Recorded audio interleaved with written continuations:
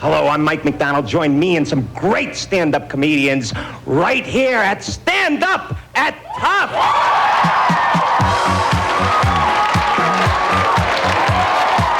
Night Shift presents Stand Up at Tufts with your host, Mike McDonald. Appearing tonight, Lauren Dombrowski, Mike Bent, Phil Vanti, and Dan Spencer. Tonight's program was produced in association with Tufts University and Emerson College. Ladies and gentlemen, Mike McDonald. Thank you for coming on down here for the second week of Stand Up at Tufts right here. How many people were here for last week's show? Kind of a whole bunch of you. Good. Good. Occasionally, comedians, we get to fly places, never on the good airlines. Always on, like, Billy's Planes or something. And I don't like to fly, because as soon as you get on the plane, the stewardesses tell you what to do in case the plane is going to crash. Hey! I know what to do. I wet my pants. Pilot comes on the horn, says we're going down. I give him 30,000 feet of, whoa! They got those little masks that come out of the ceiling. They're not there for oxygen. They're there to muffle the screams.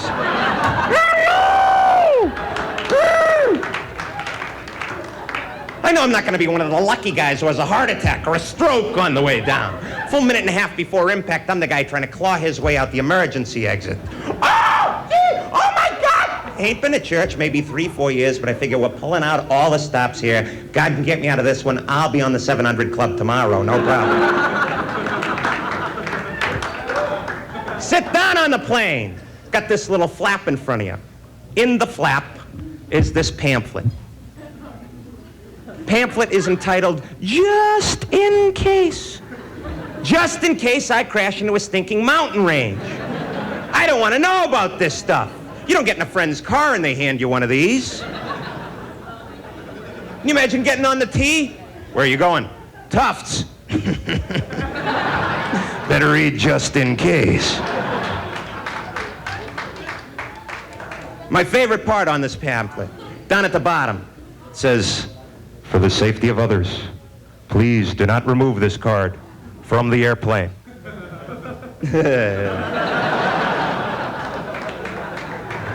Every time I talk about this, I imagine somewhere in the United States, a plane's going down. Guy that's got my seat is looking through that flap. Where the hell is that pamphlet there? I gotta get out of this thing. All he finds is my business card. Mike McDonald, comedian.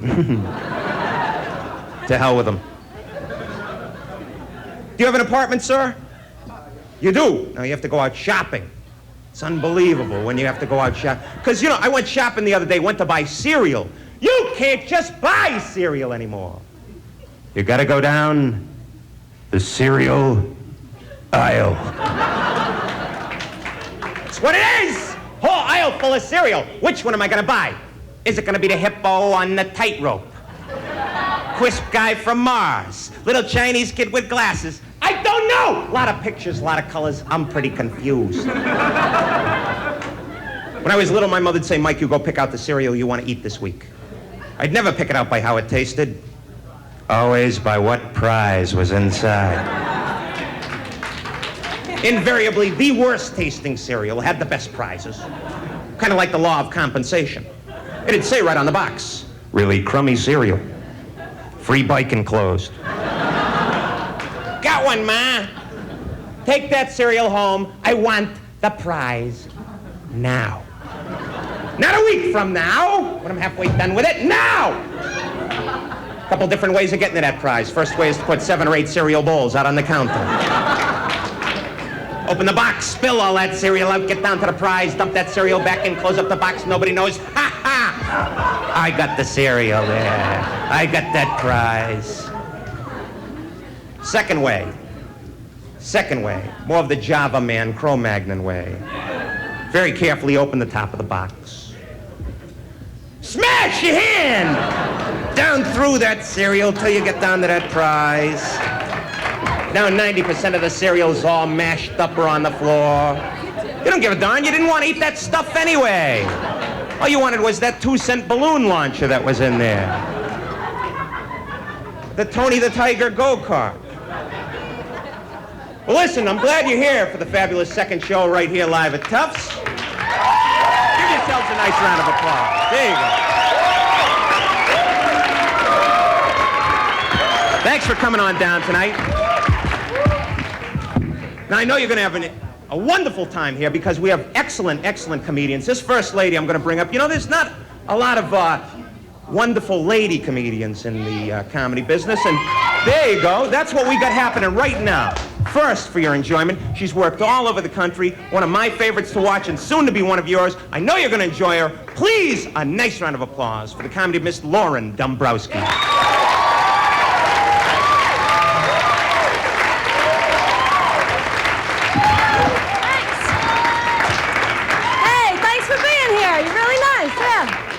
I wish I could have some more of my relatives here tonight, but I don't know if you noticed when Mike brought me up, but my last name is Dombrowski.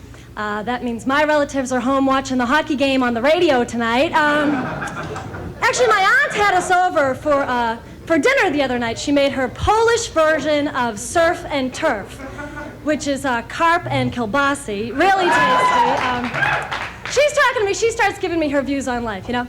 Hey, Lauren, I'm walking down the street the other day. You'll never guess what I seen. I seen 2 girls holding hands.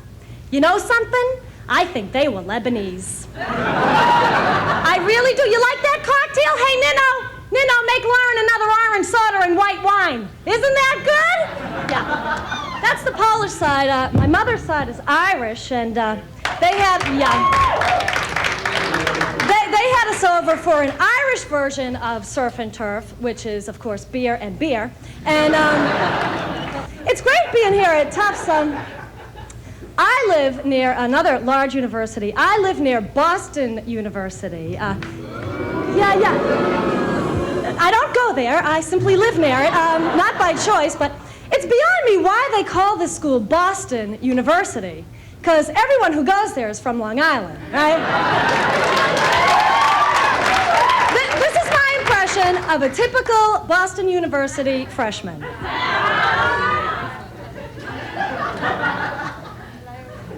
I hate her. You like her? Oh, not me. I hate her. Be nice to her.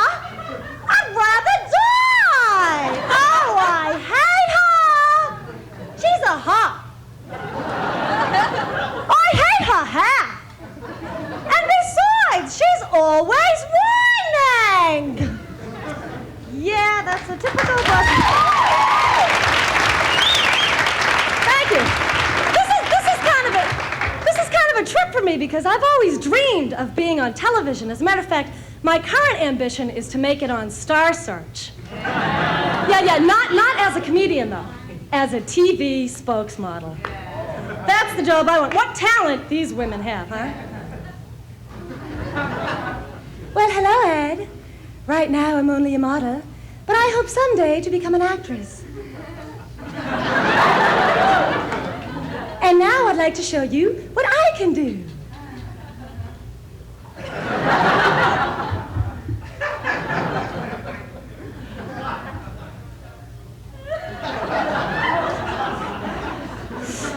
I think I'm ready. Thanks. I want to close with one little thing here. It's always been my dream to be a country western singer, but I think physically I'm not perfect, and besides I can't sing, but I'd like to do this little ditty for you anyway. Well, I was born in Tennessee, but no one seems to care. I got married when I was 14, and I bear a child each year.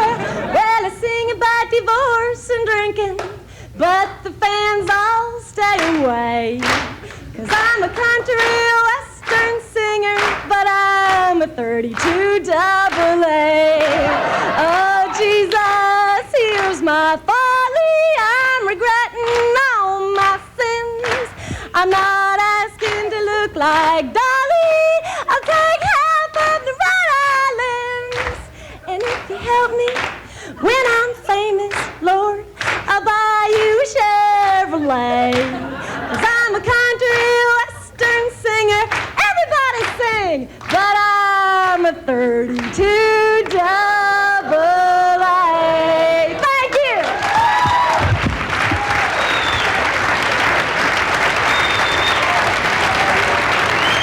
Lauren Dombrowski. Tell her how you like them. What a wonderful girl. A wonderful woman. Fabulous Lauren Dombrowski. Now, we're going to keep things rolling right along. You having a good time so far? Right here doing stand-up at Tufts. Now, this next gentleman, he does magic comedy all over the United States. I've had the pleasure of working with him in a number of states right here in New England. He's here, right here for your magic comedy pleasure. Please, a nice round of applause for Mr. Mike Bent.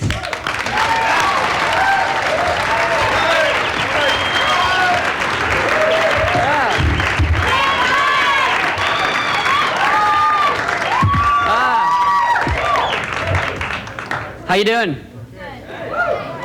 Very good. My name is Michael Bent. I'm a magician. I'm a magish. First trick is very simple. The floating microphone will float in the air by magic. Now, I know you don't believe me, but seeing is believing. Watch. See? And the great thing about the trick is that very few people figure it out. You see, which is kind of liked about that.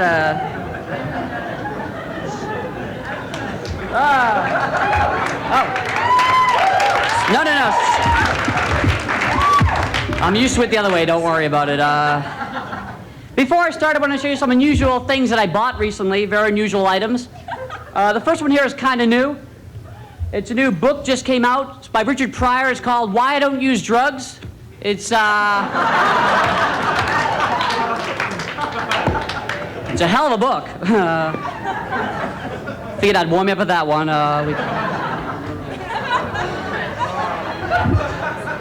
Now, I want to show you some things that I invented recently. This is brand new. This is a wino bottle for winos so they don't get hurt when they fall down. It's,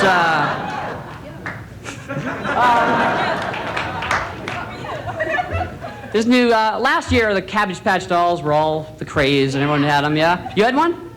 Really? Couldn't have your own dolls naturally, you had to adopt one, huh?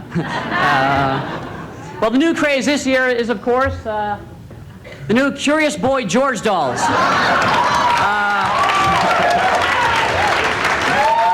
Yeah. Demoralizing the youth of America right here. This is my favorite thing. This I bought at Faneuil Hall in Boston. I paid $10 for it. I don't know why. It's a generic slinky. Or an accordion for the hearing impaired. It's up to you. Just pick your own theme and go with it. I'd like to do some quick impressions. The first one now, Shakespeare. About half the crowd got that one. That's good.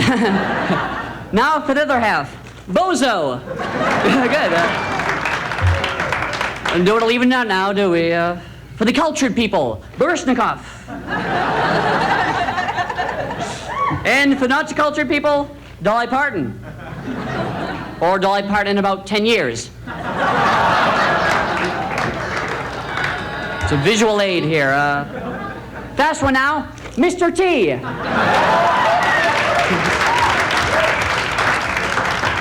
And last but not least, the Connecticut Bridge System.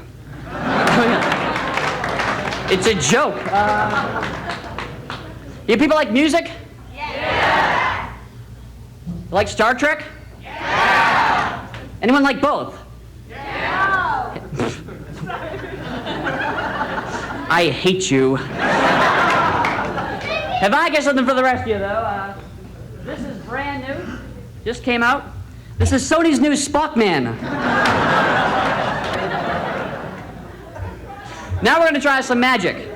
Now, a couple of months ago, David Copperfield, the illusionist, made the Statue of Liberty vanish. right?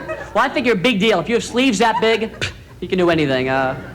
So I'm going to do something better. I'm going to make an elephant disappear. An elephant will vanish right in front of your eyes. I'd like to borrow one. Well, I have one here. Don't worry about it. Now, I'm going to make an elephant vanish. Now, I know it's an animal cracker. You probably think it'll do something real stupid like eat it and say, look, it's gone, right? Yeah? So I won't insult your intelligence. This is a very classical piece of magic done with style and panache. Take the elephant, place it in my hand, reach in the air for some magic wiffle dust, sprinkle it over the elephant, and the elephant disappears by magic. Unbelievable.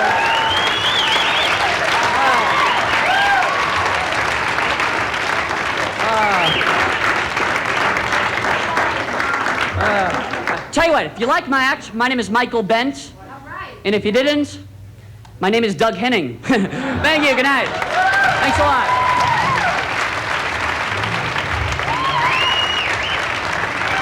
Michael Bent! Yay!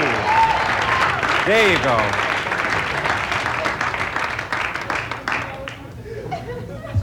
We're going to continue the show right along because we have some wonderful comedians to bring up to you. This next gentleman, well, yeah, he's kind of, I've worked with him in Indianapolis before. That's where I met him 2 years ago doing stand-up comedy in Indianapolis. And he's originally from Cleveland. He's kind of the, what do you mean, yeah, one guy from Cleveland. Wah! Cut it out. He's kind of the Anthony Perkins of comedy. I know you're going to enjoy him. Please, a nice round of applause, Mr. Phil Van T.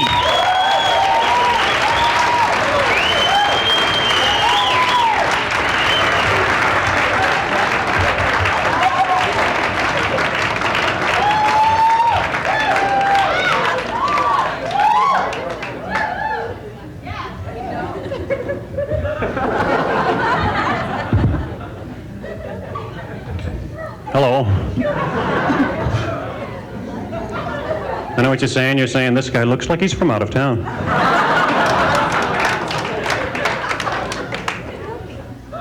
My name's Phil Van T. Sorry I was late. I had some trouble with my landlord. He's a real old guy. He lives in the apartment above mine. He's got orthopedic shoes with heavy metal inserts. I bought an industrial magnet so I can make him walk from room to room. Sometimes I call him up on the telephone, but I don't let him answer it.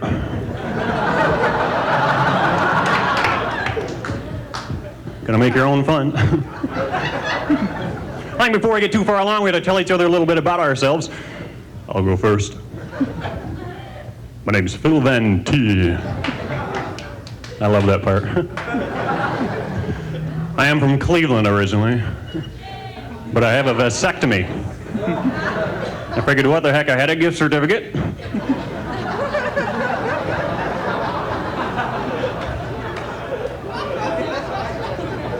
I was a good student in school, but I got held back in the 3rd grade.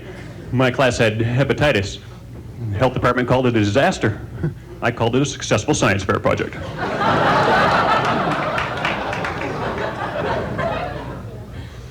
Yeah. My mom always treated me real well, you know. I should talk a little bit about her, just to let you know what kind of background I have, I suppose. We didn't get along real well, but, well, let me put it this way. When I was real young, she noticed I liked to jump up and down on the bed, so she installed a ceiling fan. Only the best for her son, because her name was Mom Van T. I'm going out with a girl a lot like Mom. My girlfriend hates it. Yeah, she hates to drive with me. Lets me know it, too. Whenever I start driving a little reckless, I can hear her back there, banging the jack against the spare.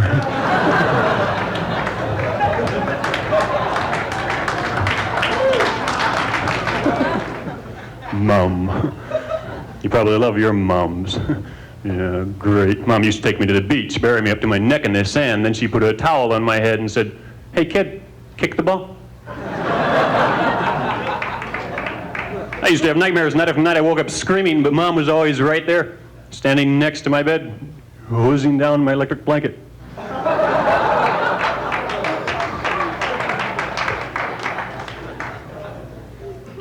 She liked my sister best. My sister. Mom always said, stay away from girls with peaches and cream complexions. Get a woman with a strong face like your sister. My sister's face looks like it was built with Legos.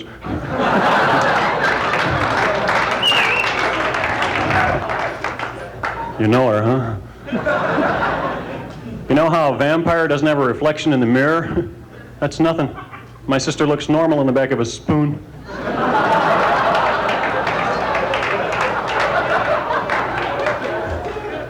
I used to go out with a girl a lot like that. Well, I used to live with a girl a lot like that. We never got along. Every night in bed, I'd wake up and she'd be doing this to me. Stretched her mouth out like that for 2 years. Finally got to where she could suck a record album right out of its jacket.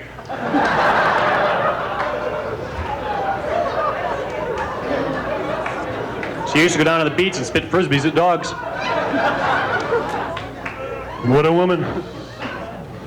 Yeah, we finally broke up. The last straw, I'm sitting in the living room, and she comes in and starts cutting her toenails. And of course, I get all ticked off because the saw's messing up the TV.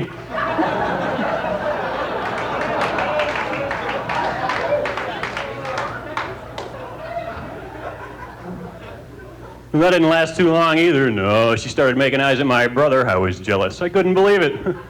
My brother's the skinny one in our family. Oh yeah, he looked real good at the senior prom, all dressed up in his white tie and tube sock.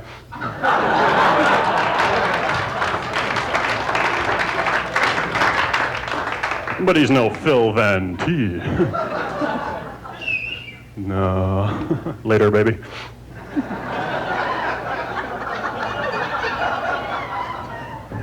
No, really, my brother was the skinny one in our family. When he died,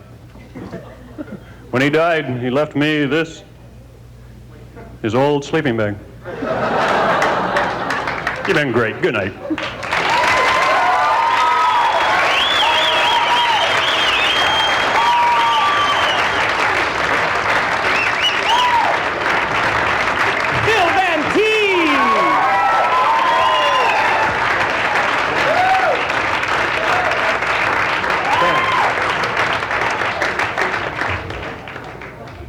Listen, we're going to roll right along here with this fabulous show because this next guy I'm going to bring up, I've had the pleasure of working with Dan for the past 2 years. He's originally from upstate New York, works all over the country, from coast to coast, from...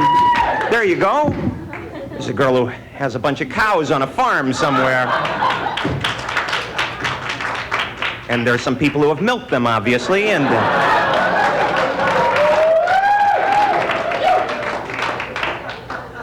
But this gentleman's a fine comedian. He works from San Francisco to Boston. He's here for you tonight. I know you're going to enjoy him. A nice round of applause for Mr. Dan Spencer.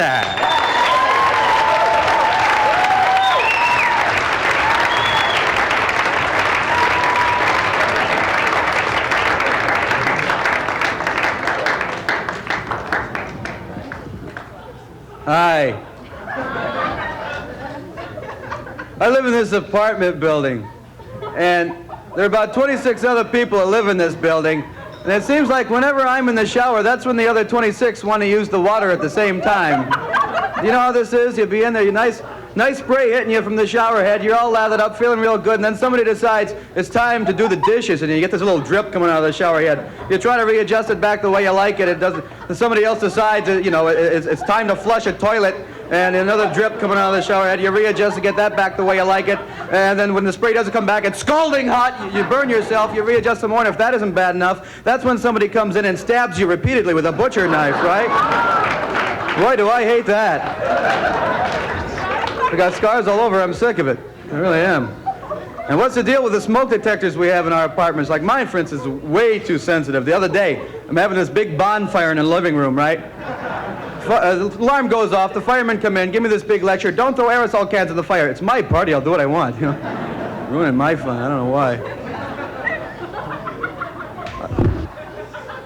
I've seen people who tease their dogs for no reason. I don't know why people do this. Hey, boy, you want to go outside? Huh? Want to go outside? Huh? Do you? Huh? You want to go outside? Yeah. Want to go outside? Huh? You want to go outside? Do you? Huh? Come on, boy, you want to go outside? Yeah. Want to go outside? Huh? You want to go outside? Yeah. Want to go outside? What do you want me to do? Send up a signal flare?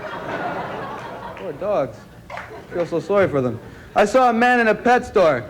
He was talking to a parrot on a perch, just standing there talking to it. Hello. Hello. Hello. Hello. Hello. Hello.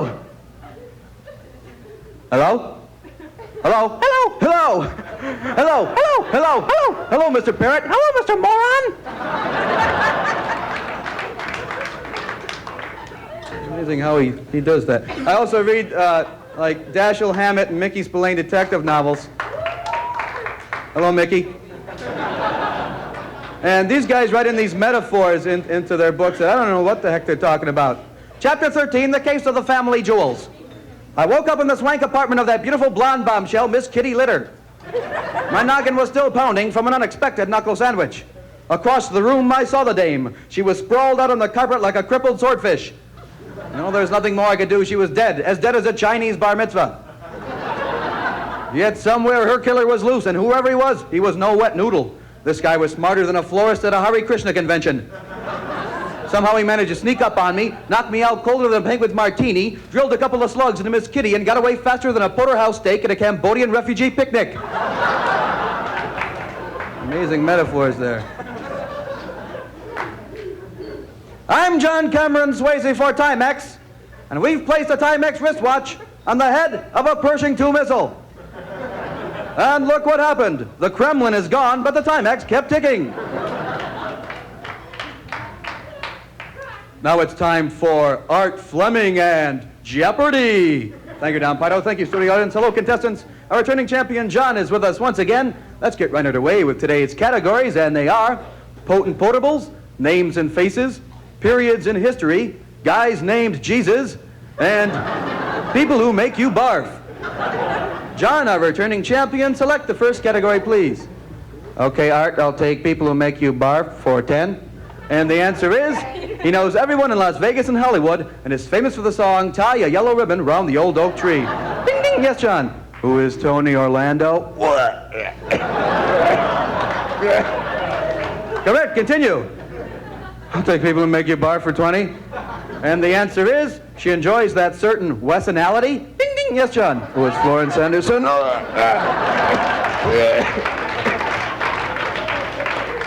Continue.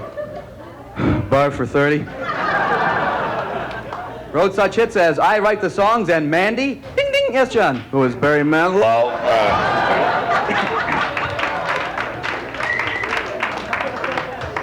That's all for me. Thank you very much.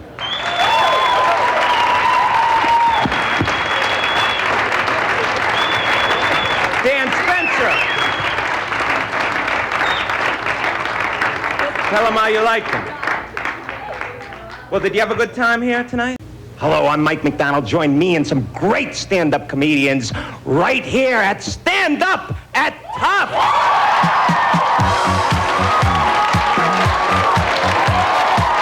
Night Shift presents Stand Up at Tufts with your host, Mike McDonald. Appearing tonight, Lauren Dombrowski, Mike Bent, Phil Vanti, and Dan Spencer. Tonight's program was produced in association with Tufts University and Emerson College. Ladies and gentlemen, Mike McDonald. Thank you for coming on down here for the second week of Stand Up at Tufts right here. How many people were here for last week's show? Kind of